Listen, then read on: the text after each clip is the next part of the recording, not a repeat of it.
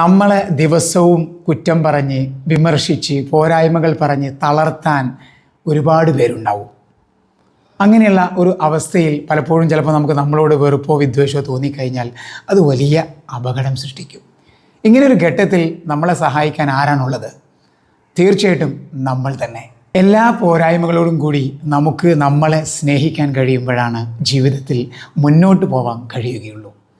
കാരണം നമ്മളല്ലാതെ നമ്മളെ സ്നേഹിക്കാൻ വേറൊരാളില്ല.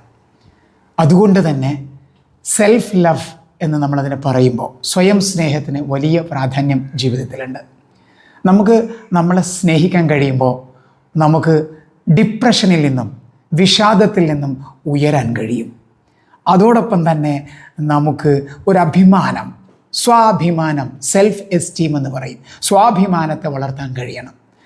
അതിന് സഹായിക്കുന്ന വളരെ പ്രധാനപ്പെട്ട ഒന്നാണ് സെൽഫ് ഡെവലപ്മെൻറ്റിന് വേണ്ടി, സ്വയം വികസിക്കാൻ വേണ്ടി, സ്വയം ഇംപ്രൂവ് ചെയ്യാൻ വേണ്ടി നമ്മൾ ചില കാര്യങ്ങൾ ചെയ്യുക എന്നുള്ളത്. സെൽഫ് ഇംപ്രൂവ്മെൻറ്റിന് എപ്പോഴും വലിയ പ്രാധാന്യം കൊടുത്തുകൊണ്ട് പുതിയ കാര്യങ്ങൾ പഠിച്ചുകൊണ്ട് നമുക്കെപ്പോഴും നമ്മളെ നവീകരിക്കാൻ സാധിച്ചാൽ നമുക്ക് നല്ല രീതിയിൽ ജീവിതത്തിൽ മുന്നോട്ട് പോകാൻ കഴിയും. നമ്മളെ തളർത്താൻ വരുന്നവരൊക്കെ അവർക്കൊക്കെ നിരാശ മാത്രം സമ്മാനിച്ചുകൊണ്ട് നമുക്ക് സ്വയം സ്നേഹത്തിലൂടെ, സെൽഫ് ഇംപ്രൂവ്മെൻറ്റിലൂടെ മുന്നോട്ട് പോകാം.